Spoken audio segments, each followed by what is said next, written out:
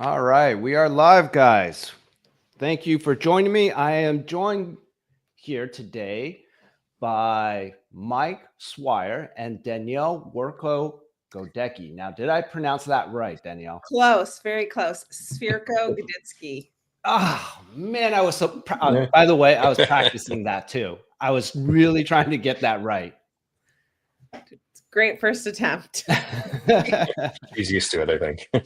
Well, here's a quick intro. And so Danielle is the city council member for District 4, and Mike Swire is a San Mateo resident who advocates for safe streets, environmental justice, and fighting climate change, which should be all important issues for all of us, quite frankly.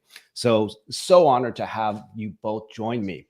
So today, what I really wanted to talk about was the 92-101 interchange. And I think the reason why it was important to me because it affects so many people. Now, I've seen estimates that 100,000 people go across that interchange every single day. And it affects so many people, including people in San Mateo County, like Foster City folks. And anyways, it affects so many people. And I don't think people really understand the entire scope of that problem. And that's why it was important for me to have the both of you to come and talk with us. Now, San Mateo City Council, there was a meeting probably a couple weeks ago. I was reading about it, and I even tried to watch it a little bit, but some of those meetings are way too long. Sorry, Danielle. I don't know how you do it. I don't know how you sit through like hours and hours of people talking to it. A lot of coffee. I was yeah, and that happened again last week too, right? Or maybe this week. It was about the rent control one. It happened again. I don't know how you do it. You're amazing. Thank you.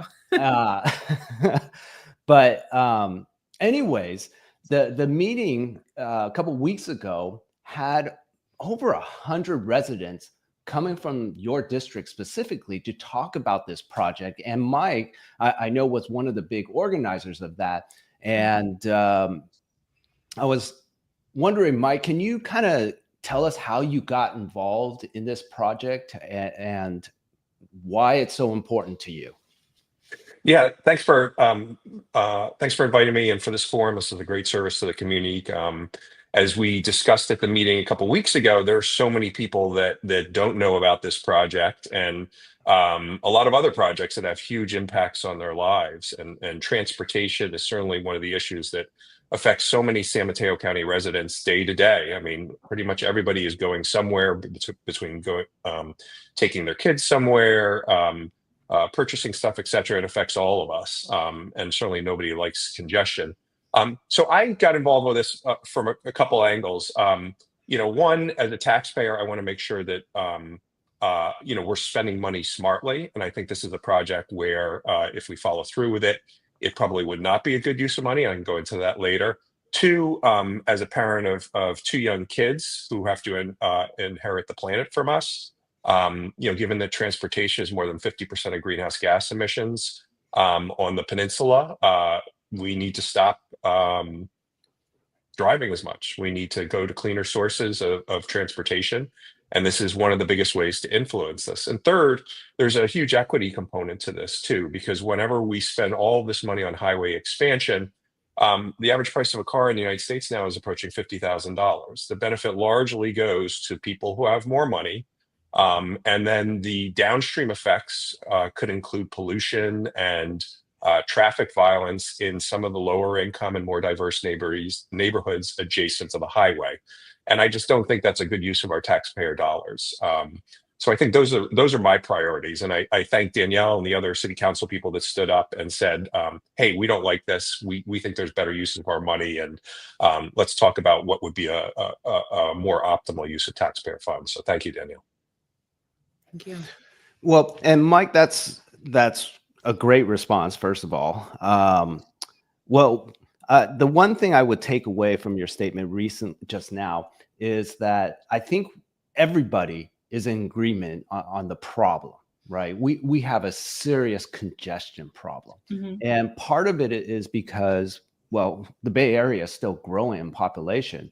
I mean, I think until we can actually change the behavior of people driving, this is always going to be an ongoing problem. So in your mind, what would be the solution for the congestion?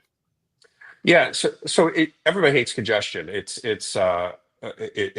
takes time away from families. It slows cars down. It's a waste of time largely. But the fundamental problem here is that we have an imbalance between where people live and where people work.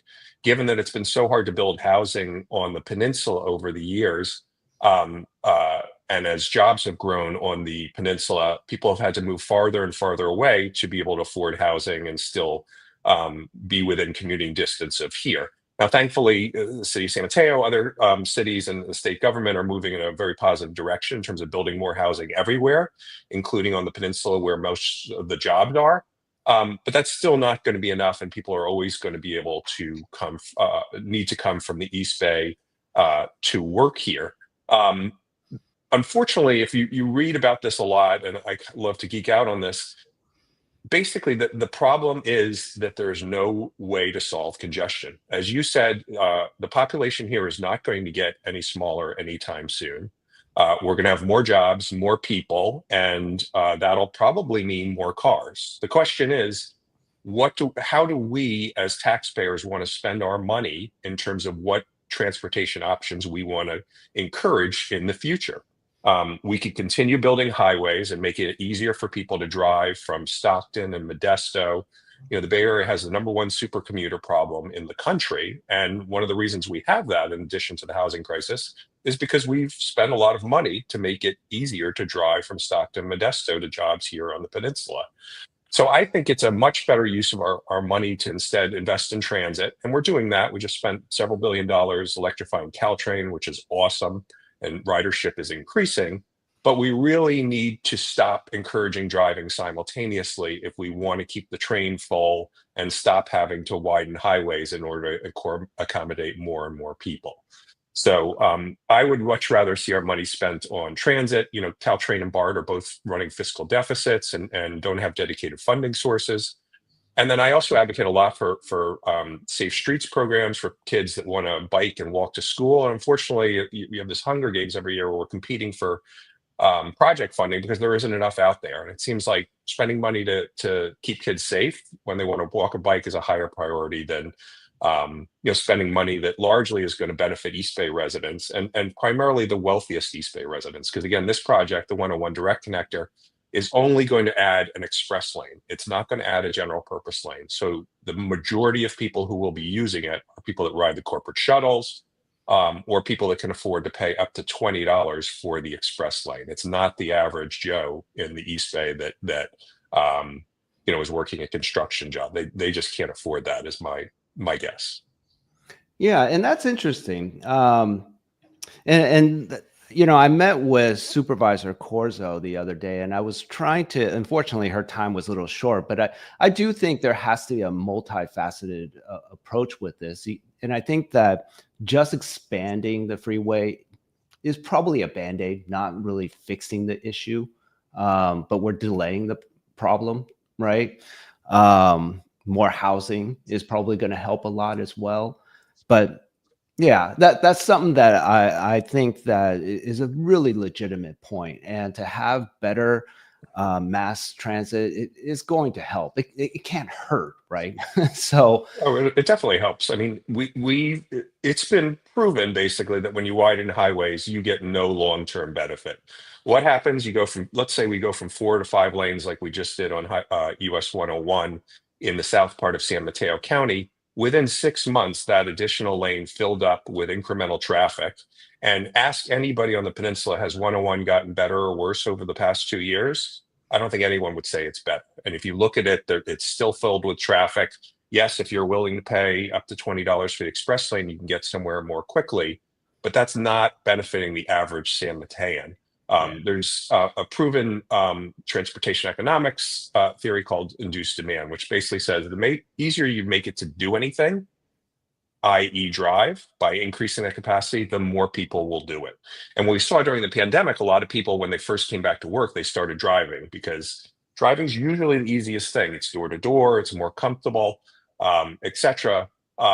But those lanes filled right back up, and now slowly people are starting to Caltrain again because the highway is jammed once again. So again, I think it's just we're talking about $200-300 million here. That's not going to. I wouldn't even argue it's a band-aid. It's really not helping the problem. It's almost pouring something bad on the wound, I would argue.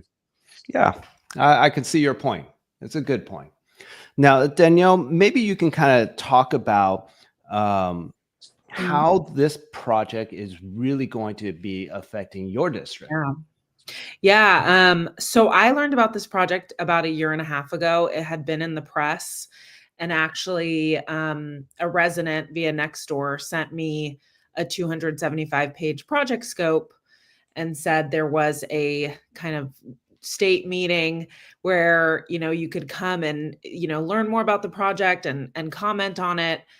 And I got involved because buried in the project plan, there's one page, one paragraph, and it says the taking of Washington Park, which is a wonderful park located on the east side of the freeway, and potentially sliver taking of people's backyards and properties in Fiesta Gardens. So that would be headed southbound towards San Jose, and 33 homes headed northbound towards San Francisco.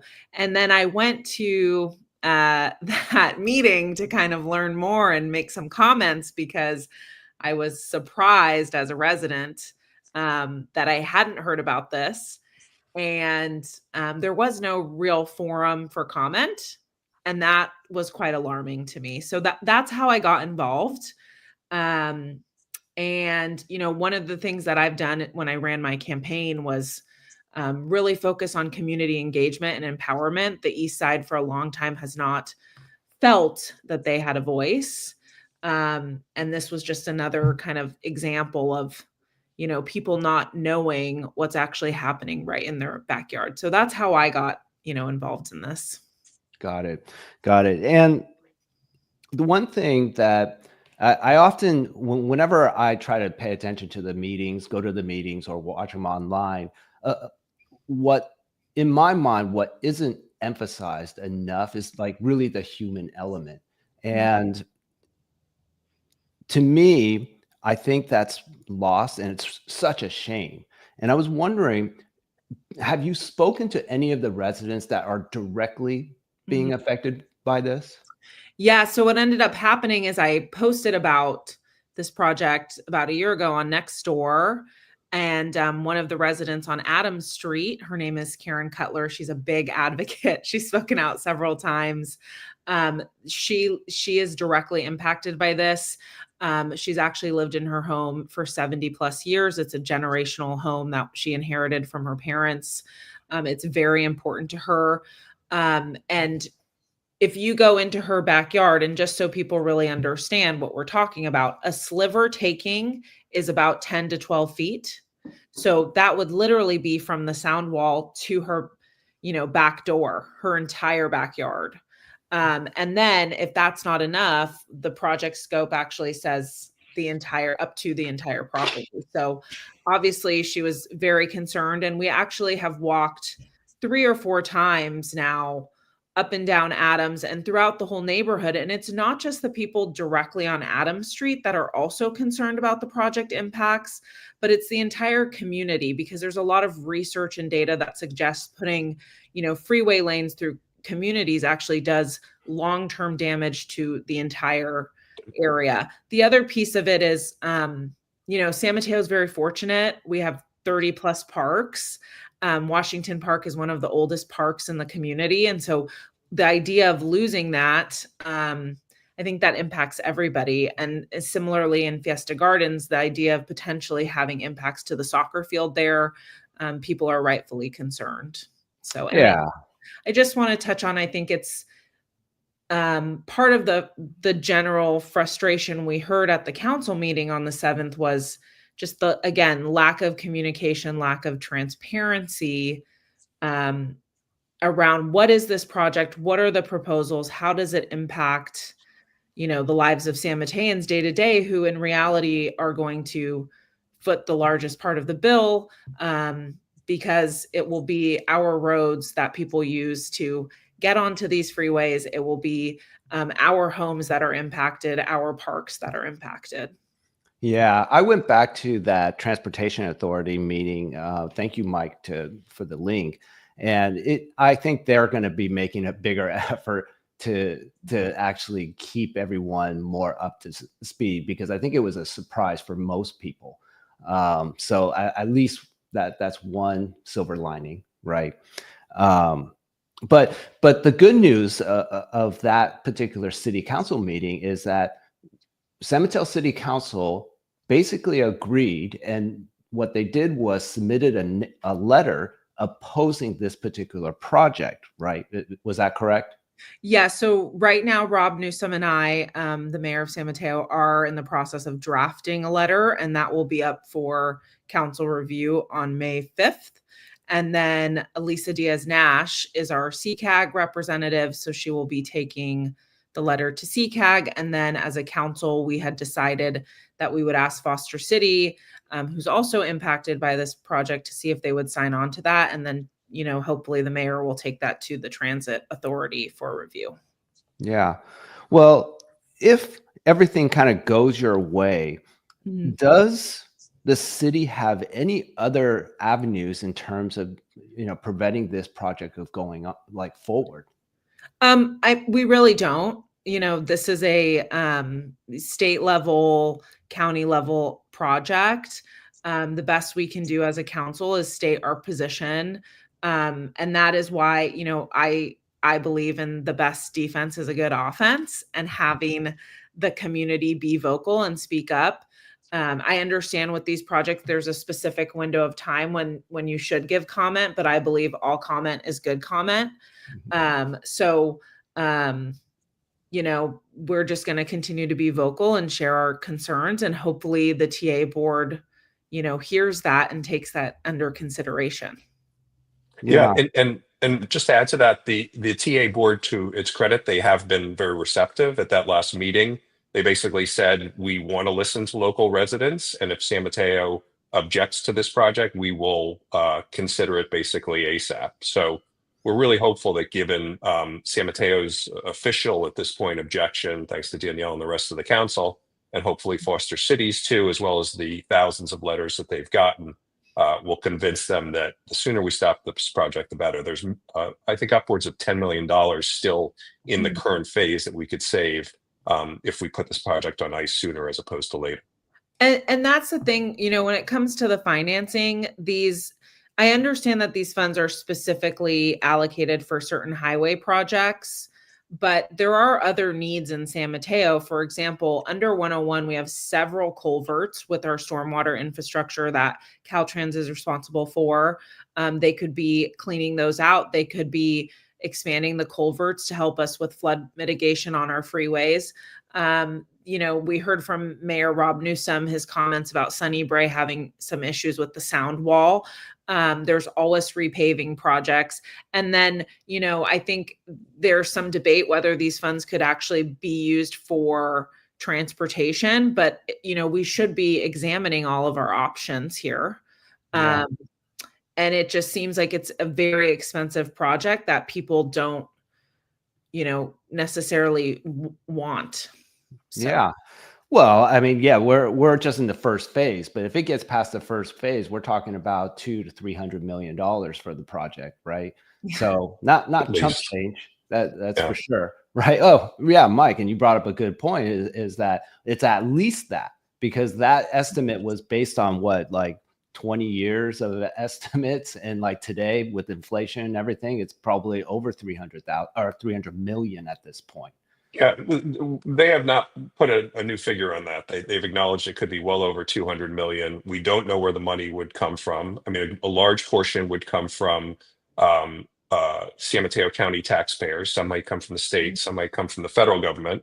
Although at this point, getting money from the federal government for anything in California might be very difficult given the political climate.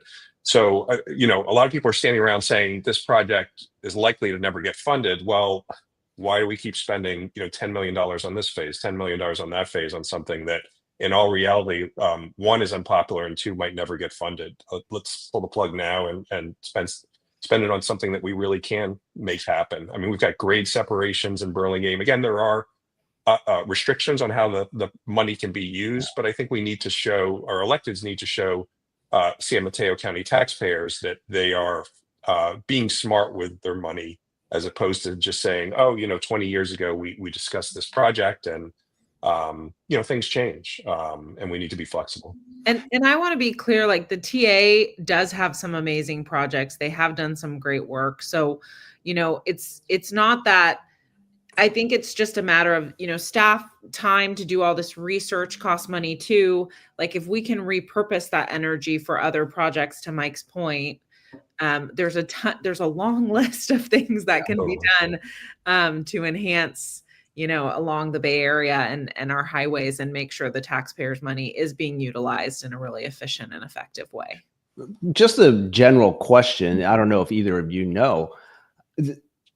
Can we reallocate those funds? Because I know because of Measure A, that was approved in 1988 and 2004, I mean, that was supposed to be used. Voters voted for that, and it was supposed to be used for transportation, from what I read. But it seems very vague on what transportation can be, right?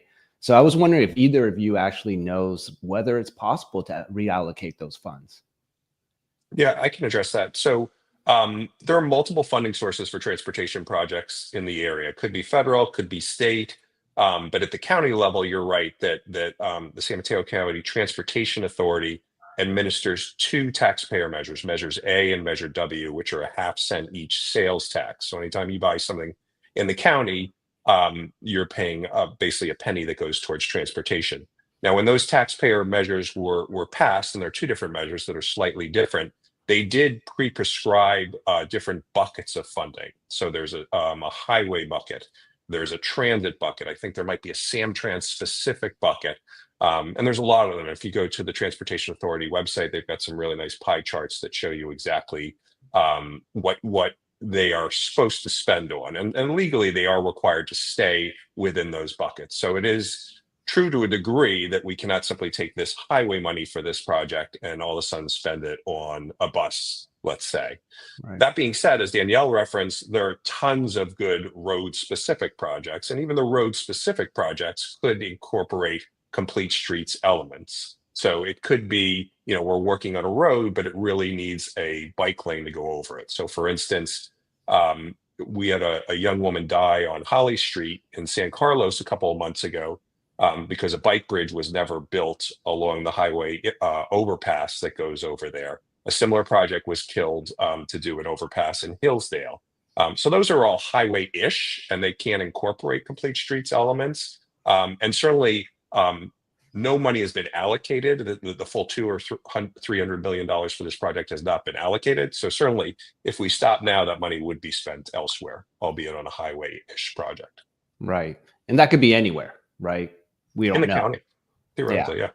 Yeah. Well, one other question, and with your permission, I kind of want to play devil's advocate here. Sure. Mike, you brought up a point about public transportation as being kind of one of the solutions to this congestion, right?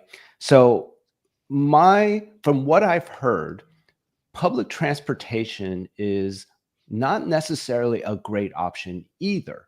And the reason why is right now, Samtrans, Caltrains, BART, they're all being subsidized now. And right now, public transportation is there and no one's taking it. So if we, throw more money at public transportation, who's taking it? Yeah, I think a couple things there. First of all, public transportation, prior to the pandemic, if you went on Caltrain, which I took to the city quite frequently, it was jam-packed. You couldn't even sit down when you're going up and down the peninsula. Now, certainly we saw a huge dip, as we did with all transportation modes with COVID. But as I said, people started driving first because the roads were open eventually. But since then, Caltrain and BART just announced really positive results in terms of recovery. So people are very willing to take transportation, public transportation, but driving, if we make driving the easiest option, that will always be the case. But unfortunately, we're running out of space and we can't continue to do that. Regarding the subsidy issue, I would take issue with that because who's paying for these roads? I mean, yes, the express lanes do raise some money, but basically this $200 million project is coming 100% from taxpayers. And people complain that public transit is subsidized. Public transit is subsidized throughout the world. And unfortunately, BART and Caltrain, they lack a dedicated funding mechanism. And as such, they're in constant financial peril and they need to decide whether or not to adjust their schedules. And it's very hard to manage a transit agency on that basis. If you look at the finances of Caltrain and BART, the fare payers actually pay a higher percentage of their budget than any other transit agencies almost in the country. It's roughly 70% comes from the fare box. If you look at the MTA in New York City, it's somewhere around 20 or 30%. So taxpayers are actually paying less right now for Caltrain and BART than almost any place in the country. And if we ever want to get service levels up to a place where it's super convenient, we have to continue subsidy. That's just the amount of the beast. Basically, every transportation mode is subsidized. That's a good point. Very good point, Mike. So let me ask you this, Mike. In your utopia, like, how are we fixing this congestion problem? And what does the Bay Area, or I should say, let's just make it more 92-101. What does 101-92 interchange look like? Well, one thing is we're already doing some good work there. There's actually a short-term improvement project that's focused mostly on the on-ramps, the off-ramps, where they intersect with El Camino, et cetera. So I know that some people have been expecting work there, but we're already doing that. So those improvements are actually shovel ready. I think they're going to start very quickly. Then there's another project like at 19th Avenue and Fashion Island Boulevard, where we're going to start building connected bike lanes underneath, which is going to allow people to get safely across that corridor, without using their car. So for somebody like me that lives in Bay Meadows and maybe you want to go over to Bridgepoint or to Costco, that's going to make my life easier and I don't have to take the car there. So but again, you can't solve congestion. People will, if there's a road there, people will take it and people will continue taking it until they decide that, hey, biking's about the same amount of time and it's safe. I'm going to get some exercise and I'm going to take it. So, again, we widened 101 and that didn't improve congestion. It just doesn't work. There's no way to build your way out of congestion. It's like, if you're trying to lose weight and you say, hey, I'm going to loosen my belt, that's not a good way to manage the underlying problem, which is too many people are driving and we're running out of space. I mean, every additional lane you add on 101, we can't add more lanes on El Camino or Hillsdale. So where are those people going to come from? It's just, we have to stop the addiction and the sooner we do it, the better. And I was just going to add that when I walked around the neighborhood, I did meet some residents that actually commute to the East Bay and back. And actually their chief concern was the on-ramps. It wasn't actually being on 92 or getting onto the bridge. It was the on-ramp challenges. And so it'll be interesting to see as that work actually happens. Maybe that is a solution and we don't have to do, more. Yeah. I think the dialogue has been missing, and that's part of it, is you have to talk to the people that are using these lanes every day and what is their perspective. I also did want to add that pre-COVID, and Mike mentioned it, there was a bus that was going across the bridge, and I don't know if that was marketed well, just very, bluntly, and perhaps that should be revisited to see if there is, interest there, and there are commuters that want to do that. I think the pandemic kind of put a monkey wrench in that because it launched right before COVID. So right. Yeah. So that, to be clear, that bus does not exist any longer. There is no public transit across 92. So even though HOV is part of the express lane benefit, It's corporate shuttles, which are great, but again, that's largely, some of the wealthier people probably in the East Bay working at Genentech or tech companies. And then people paying $20. So if you look at the express lanes today, the majority of people using them are single occupancy vehicles. And even then, there's a huge problem with cheating. Whenever I drive, I'm just extremely concerned that people are switching to 3 just to get it free, and they're not really paying. So again, if we want to get away from single car trips, we got to think differently. And I think that, the county, to their credit, the TA board they're talking about a regional transit measure. And why that's significant is, we can't build our way city by city out of these problems anymore. It's the same with climate related issues. We need to be thinking more broadly, and how do we work together across all these different areas? And something like transit is a perfect example of that, because we're all commuting around the peninsula, right? So we really need an integrated approach. And so I'm excited to see where that actually goes in the future. Well, I think we all are. Yeah, that's really good. Like I promised, I was going to try to keep it around 30 minutes. I'm a little over, sorry. But I thank you so much for joining me to talk about this. At some point when we figure out what's going on with this project, I would love to have you guys come back on and talk about it a little bit more, because this is such an interesting topic to me. And again, thank you. And I wish you the best of luck with this. I know we only scratched the surface. There were so many other things that we needed to talk about. But I managed to keep it under time. So thank you so much. This was great, Bert. Thank you so much. All right, guys, have a great night. Take care. Take care.